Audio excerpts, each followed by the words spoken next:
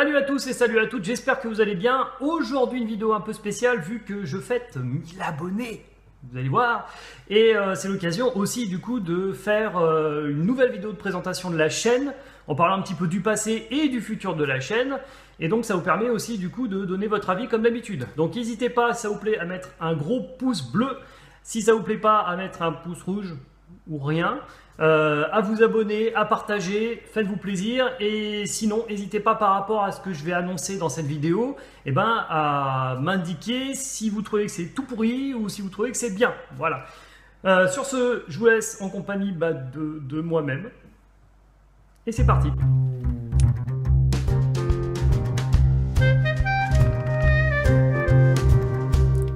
Mille abonnés, c'est juste énorme. Bonjour, vous êtes déjà 3 millions d'abonnés à ma chaîne YouTube. Je n'ai qu'une seule chose à vous dire, merci beaucoup. Ouais, non, en fait, 1000 abonnés, c'est énorme pour une chaîne de tutos vidéo.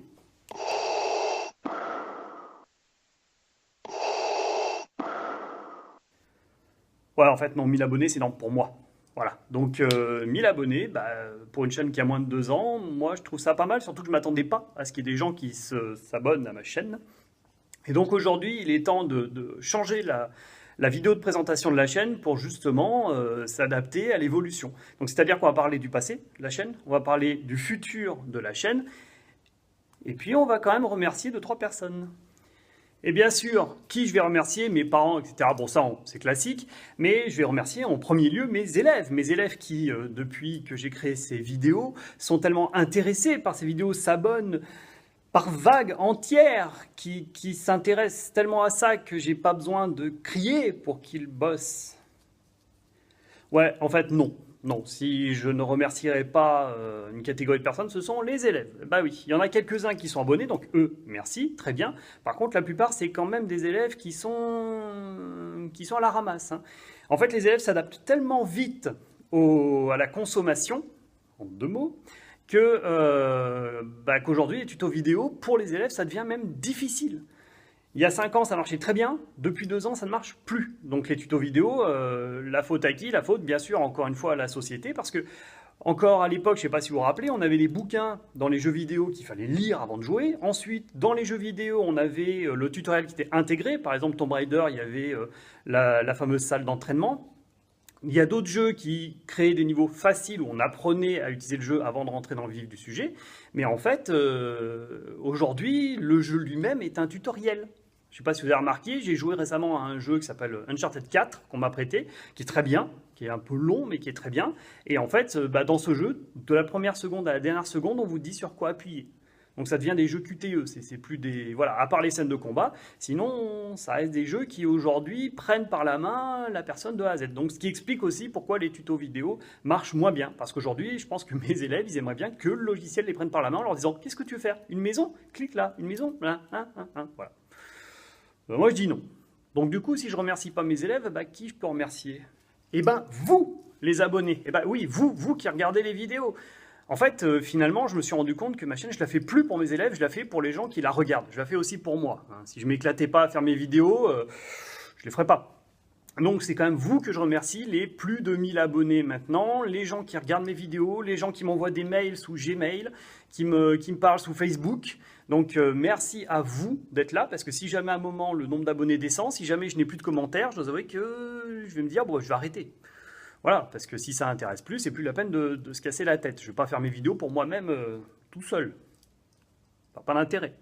Et donc, outre les abonnés, c'est vrai que je vais remercier aussi des amis très proches, et puis, par exemple, mon frangin, ma famille très proche aussi, parce qu'ils ne sont pas du tout du milieu, et pourtant, ils regardent les vidéos. Quand je mets un message sur Facebook, ils vont voir la vidéo, ils la regardent, et puis il y en a qui me disent « Ouais, c'est bien ce que tu fais, ça donne envie d'essayer d'en faire aussi. » Donc c'est super flatteur, et c'est vrai que le fait d'avoir sa famille proche et ses amis proches qui vous disent « Ouais, c'est bien, continue ce que tu fais », super motivant, donc aussi merci à eux. Et la dernière catégorie que j'aimerais remercier, ce sont les youtubeurs. Et oui, parce que dans les youtubeurs, il y a 2 catégories qui sont motivantes. Il y a les gens qui font des choses très bien et les gens qui font des choses très nulles. Et en fait, les deux sont motivantes. Pourquoi? Parce que les gens qui font des choses très bien, d'ailleurs, je vais les remercier un peu plus particulièrement, ils vous disent, voilà, regarde, en faisant des vidéos sur la science, sur les films, sur les jeux vidéo, on peut faire des choses bien. Donc ça motive en disant, ouais, on peut faire des choses super. Et les youtubeurs nuls, ils vous font comprendre que si eux, ils arrivent à mettre des vidéos, vous pouvez aussi. Voilà, donc quand vous voulez vous lancer dans un projet, prenez toujours un bon exemple et un mauvais. Comme ça, vous savez ce qu'il faut viser, vous savez ce qu'il ne faut pas faire en fait. Hein. Voilà. Et donc les youtubeurs, j'aimerais bien en remercier quelques-uns. Allez, c'est parti, en dessin.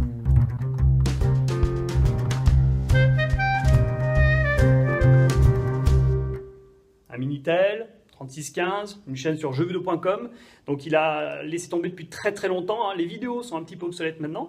Mais franchement, c'était le premier youtubeur, ce qui m'a donné envie de le suivre. C'est parti pour le deuxième.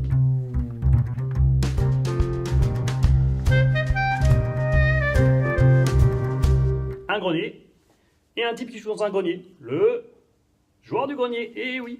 Donc toujours une chaîne de jeux vidéo, toujours sur jeuxvideo.com, mais je dois avouer que sa chaîne me fait bien rire, et si vous aimez les jeux vidéo, notamment les RPG, régalez-vous de ces vidéos, c'est un plaisir sans fin. Allez, on continue, plus que deux.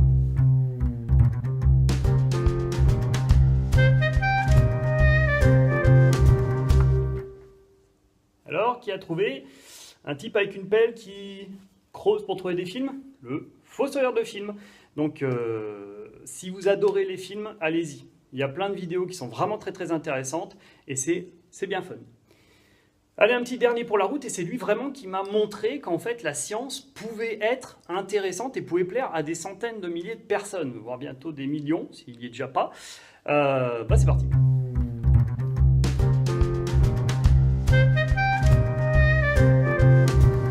Je sais, je dessine très bien. C'est Y Penser, la chaîne d'Y Penser, hein, E-Penser, donc qui était une très bonne chaîne scientifique, et c'est vrai que c'est lui qui m'a convaincu finalement d'une certaine manière de m'y mettre. Voilà. Donc il y en a d'autres hein, que je pourrais remercier. Certains ont totalement disparu, d'autres je ne les suis plus, et puis il y en a qui malheureusement sont devenus un petit peu nuls, mais bon, voilà. Je vais quand même les remercier rapidement, ça se fait.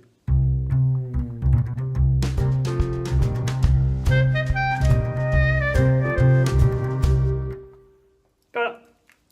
Donc il y en a d'autres, hein, mais que j'ai vraiment oublié. Antoine Daniel, ça fait très longtemps qu'il n'y a plus rien.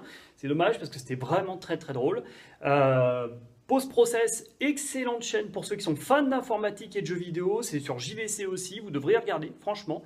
Crost, les films qui parlent de jeux, qui sont tirés de jeux, ou enfin qui ont un rapport avec les jeux vidéo, sur JVC aussi. Et enfin, MicMath, parce que franchement, les mathématiques en France, c'est un problème actuellement, et c'est vrai qu'il arrive à expliquer des maths en s'amusant, et ça, c'est quand même pas donné à tout le monde. Donc voilà, merci à tous ces youtubeurs qui poussent des petits gars comme moi à se lancer sur la toile, en espérant avoir quand même un petit peu de réussite, mais tout en étant réaliste. Donc voilà, et encore une fois, merci à vous tous, merci à ma famille, merci à mes amis, merci encore une fois aux youtubeurs, et puis merci encore une fois à vous, parce que tant que vous me mettez des commentaires, tant que vous me parlez, tant que vous êtes intéressé par ce que je fais, ça va motiver. Si par contre ça marche plus, ça marche plus, j'arrêterai. Donc maintenant, je crois que les remerciements, j'ai fait le tour. On va changer de décor, et on va parler un petit peu du passé de la chaîne, c'est-à-dire d'où je suis parti, où je suis arrivé aujourd'hui, avant de parler de son futur. Et voilà, bienvenue au premier étage de ma maison, qui compte 12 étages, bien sûr. Hein, non, il n'y en a que 2 au rez-de-chaussée premier, donc on ne montera pas plus haut. Et on va parler justement, dans cette salle, du passé de la chaîne qui a quand même évolué. Je suis parti sur une chaîne qui était dédiée aux élèves, donc avec des vidéos qui parlaient directement à mes élèves. J'en fais aujourd'hui très peu. La dernière que j'ai fait, c'est SketchUp. Hein, vous avez vu, elle n'est pas forcément géniale parce que c'était vraiment dirigé vers un projet d'élève, donc elle avait peu d'intérêt en elle seule. Il faut aller voir le projet en même temps. Et sinon, toutes les autres vidéos, maintenant, je les fais pour vous, pour des étudiants en architecture d'intérieur aussi, pour des gens qui ne sont pas forcément du métier, mais qui sont intéressés par ce genre de logiciel. Donc c'est vraiment, c'est beaucoup plus adulte. C'est pour ça aussi qu'à un moment j'osais montrer ma tronche et puis que j'ose des fois dire quelques bêtises, voire casser un petit peu les logiciels parce que bah, je m'adresse à des gens qui pour moi ont plus de recul là-dessus et qui peuvent comprendre des fois le premier, deuxième degré. Voilà. Donc à ce niveau-là, voilà, l'évolution, et cette évolution va continuer. Donc c'est-à-dire que mes élèves, finalement les élèves les plus motivés qui regardent mes vidéos, ce sont aussi des gens très adultes. Donc le fait que je leur parle directement comme ça, que je laisse beaucoup plus ouvert aussi des fois mes vidéos, eh ben, je pense que ça plaît à une catégorie d'élèves et donc je vais continuer dans ce sens-là. Maintenant, on va parler un peu chiffres. Alors déjà, niveau nombre de vues, je suis à peu près à 160 000 vues, 1000 abonnés, donc ce qui est... Bon, c'est pas mal, mais enfin ça suffit pas pour se faire du blé, hein, faut être réaliste. C'est pas avec ça que je peux me faire de l'argent, donc je suis un youtubeur toujours gratuit. Il y a une société qui m'a proposé de faire des vidéos pour eux, des vidéos payantes, mais j'avais peur d'être trop enfermé dans une boîte, voilà, à pas pouvoir faire ce que je voulais. Du coup, j'ai un peu oublié de les appeler, parce qu'il fallait que je les appelle, j'ai un peu oublié. Bon, donc s'ils regardent cette vidéo, je suis désolé, j'ai oublié de vous appeler.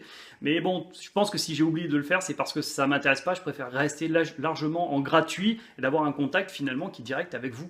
Et vous, vous êtes qui? Bah déjà, il y a 50% de gens qui regardent ces vidéos de France. Voilà, c'est pas forcément des Français, tous, hein, mais c'est des vidéos de France. Et derrière ça, il y a quand même à peu près 6%, 5%, donc à peu près 15% d'Afrique, donc notamment d'Algérie, du Maroc et de Côte d'Ivoire. Donc ça c'est cool. C'est cool parce que ces pays-là, on n'en parle pas forcément toujours dans le bon sens, et là on voit quand même que bah, y a des évolutions, que ces gens-là utilisent des logiciels comme Revit, architecture, donc ils ont du matériel, ils ont des sources, enfin, voilà, c'est cool quoi. C'est vraiment cool. Et en plus, j'ai un rapport beaucoup plus direct avec les gens d'Afrique que avec des gens qui sont en France. Ça fait mal. Parce que les gens d'Afrique, j'ai l'impression qu'au niveau internet, bah, ils discutent beaucoup plus facilement. Donc continuez comme ça les mecs. Et je parle des mecs, mais il y a aussi des filles. Il y a 15% de filles qui regardent mes vidéos. C'est forcément pour moi, bien sûr. Bien sûr. Donc 15% de filles, et en plus, parmi celles avec qui je discute, il y en a beaucoup, ce sont des femmes qui font de la décoration d'intérieur, ou de l'aménagement d'intérieur, ou de l'architecture d'intérieur. Vous appelez ça comme vous voulez. Et donc c'est bien, parce que pour en avoir rencontré, je trouvais que c'était toujours trop juste le dessin papier, voilà. Alors que là, ces filles-là, et puis ces mecs, hein, parce que on est dans un système d'égalité, et c'est bien parce que du coup ils se lâchent à utiliser des logiciels qui ne sont pas forcément simples d'utilisation, avec derrière des logiciels de texture. Je pense qu'au niveau de leur métier, ça doit vachement les enrichir. Après, pour finir avec les chiffres, et avant de passer à la suite, j'ai fait un petit calcul gentil, hein, sachant que ma chaîne est ouverte depuis 20 mois, que j'ai fait 1000 abonnés. Si je veux atteindre 1 million d'abonnés, il faudra 1666 ans. Alors, arriver à 1 million d'abonnés, ça ne me gêne pas, parce que alors là, je passerai forcément en payant, hein, je toucherai des sous, ce qui me permettrait peut-être d'acheter du matériel, mais 1666 ans, je compte pas faire des vidéos pendant 1666 ans. Non, non, non, non, non, ça c'est hors de question, parce qu'à 1666 ans, j'aurai à peu près 1700 ans. Vous imaginez le grabataire qui tient plus debout, enfin il n'y a plus qu'un cerveau dans un bol qui fait ouais c'est ma 50 millième vidéo. Enfin voilà. Donc je suis pas prêt d'avoir 1 million d'abonnés, mais c'est pas grave, ça me gêne pas, ça m'amuse de faire ça. Donc du coup, ouais, si on va quand même essayer de viser le million d'abonnés, alors je vais faire des nouvelles vidéos et ça je vais en parler dans la salle d'à côté.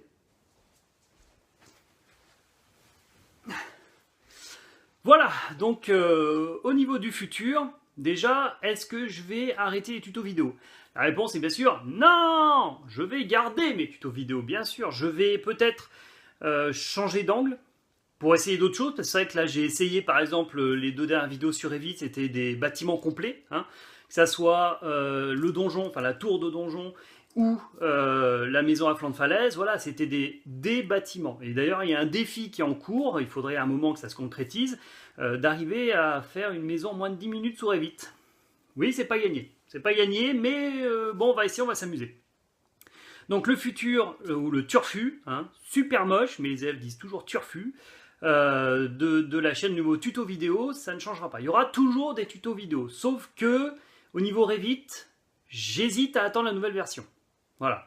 Parce que Revit 2015, ça fonctionne, je le garde parce que ça fonctionne au boulot, hein, et que si je fais des mises à jour, il y a une chance que ça ne fonctionne plus avec les autres logiciels.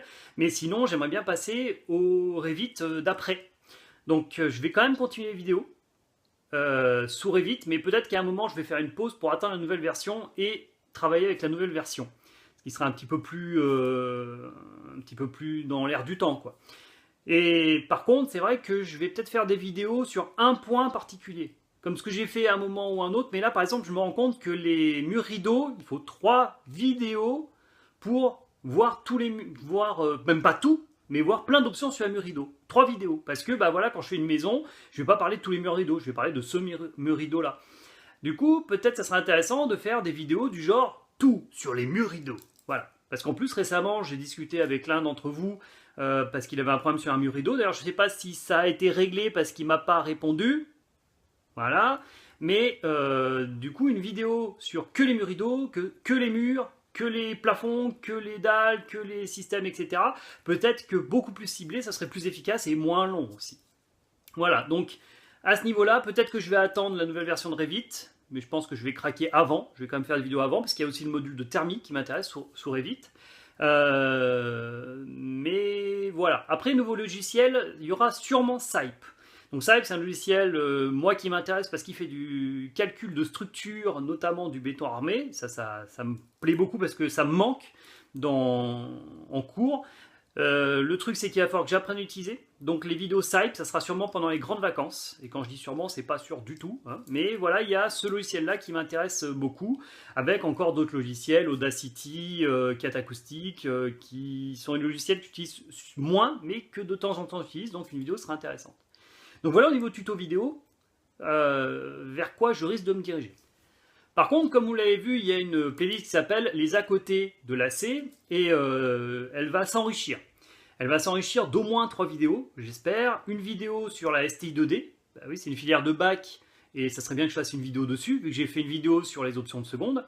Une vidéo sur l'architecture et construction au lycée. Qu'est-ce qui se passe au lycée, notamment au lycée Loire-Armand? Comment est-ce qu'on traite l'architecture et la construction? Comme ça, si jamais vous êtes des élèves de seconde qui voulaient vous orienter, bah, vous aurez une vidéo qui va vous aider. Et il y aura une vidéo qui devrait venir assez vite, parce que mercredi, là, je pars à Besançon pour voir un pack complet d'une société qui s'appelle Iraï au niveau de la visite virtuelle de bâtiments. Donc ça peut être cool, hein, donc avec les HTC Vive, les lunettes virtuelles. Et donc je vais sûrement faire une vidéo de ce qui va se passer là-bas, des tests, etc. Parce que si finalement on l'achète, ça peut être sympa de faire une vidéo là-dessus. Voilà, et tout ça, ça sera dans les à côté de l'AC. Donc il y aura peut-être autre chose, des vidéos différentes, parce qu'on parle par exemple beaucoup du BIM. Le BIM, c'est quoi? Il y en a qui disent des bêtises, etc. Donc peut-être qu'il y aura une vidéo sur le BIM, sur la CV, des choses comme ça. Bon, je sais pas où je vais les caser, mais en tout cas, ces vidéos-là vont s'enrichir et j'espère seront mieux, parce que j'espère aussi avoir un peu plus de matériel.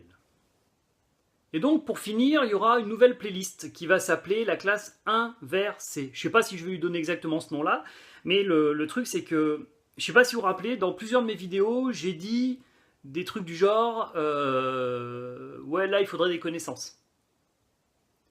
Et en fait, quand je disais ça, ça m'énervait un petit peu, parce que je me suis dit, ouais, c'est bête, parce que si on n'a pas ces connaissances, on ne peut pas avancer. En fait, ArchiWizard, j'ai montré comment il fonctionne, mais j'ai pas montré à quoi il sert, au final. Parce qu'il faut certaines connaissances en thermie pour pouvoir comprendre ce qui se passe réellement. Et du coup, entre ça et le fait qu'on entend de plus en plus parler du manuel numérique, d'ailleurs le lycée dans lequel je suis, le lycée Loire-Armand de Mulhouse, il s'est lancé dans le manuel numérique. On parle aussi de la classe inversée, donc peut-être que l'année prochaine on aura une tentative de classe inversée. Eh bien, il faut que je fasse des vidéos pour ça. La classe inversée, c'est quoi? C'est l'idée, c'est donner des ressources numériques aux élèves qu'ils vont travailler à la maison, alors, en partant du principe que tous les élèves aient accès à ça, hein, ce qui n'est pas vrai, mais bon, c'est une théorie.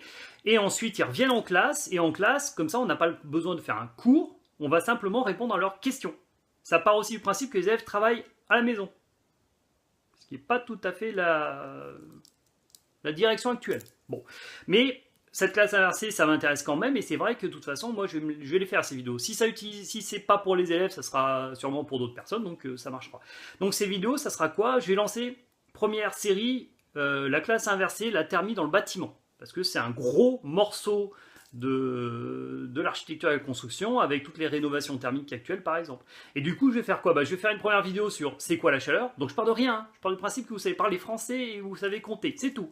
Donc c'est quoi la chaleur? C'est quoi une calorie? C'est quoi une température, un degré Celsius, etc. Donc première vidéo là-dessus. Après, comment est-ce que la chaleur se balade dans l'air, se balade dans les matériaux. Ensuite, si je sais ça, je sais calculer la résistance thermique d'un mur. Je peux étudier mes baies, je peux parler de ventilation, d'infiltration. Hein. Vous savez, les infiltrations, les gens de mauvaise foi appellent ça la ventilation naturelle. Alors, pas du tout. Jusqu'au pont thermique. Quand j'ai parlé de tout ça, je peux calculer mes pertes. Donc, derrière, je peux voir mes apports passifs. Je peux, du coup, faire mon calcul de besoin et je peux aller jusqu'à dimensionner, pourquoi pas, un système de chauffage. Bon, sans aller trop dans le détail sur le système de chauffage, parce que c'est une autre spécialité qui s'en occupe. Mais voilà. Et au-dessus de tout ça, on va parler de quoi? On va parler des normes. RT 2012. Et comment on explique la RT 2012? En regardant la RT 2005. Et du coup, en regardant ça, peut-être qu'on peut imaginer la RT 2020. Donc, ça va être vraiment, ça sera des cours, entre guillemets. Et ce qui pourrait me botter, c'est d'en plus arriver à utiliser les logiciels quand j'en ai besoin. Et vraiment là, montrer l'intérêt de logiciel. Donc, quand je fais mon étude thermique, à un moment que je prenne ArchiWizard ou la thermie de Revit ou un tableur Excel, parce que j'ai fait un tableur Excel là-dessus, et je l'utilise pour montrer comment ça marche et à quoi ça sert. Voilà. Donc, on va un peu dans cette direction-là. Toujours des tutos vidéo, des à côté de l'AC, donc où on enrichit un petit peu sa culture, on va dire, de l'architecture. Et à côté de ça, une classe inversée avec des vidéos toujours de plus en plus riches. Je ne sais pas comment je vais l'agencer par rapport à YouTube, la structure YouTube, mais c'est dans ce sens-là que je vais partir. Voilà. Et à côté de ça, une classe inversée avec des vidéos toujours de plus en plus riches. Je ne sais pas comment je vais l'agencer par rapport à YouTube, la structure YouTube, mais c'est dans le sens-là que je vais partir. Voilà. Ouais, ça ira bien pour cette fois, hein. On fera mieux pour les 2000 abonnés, ou les 10 000, ou les 100 000, ou le million.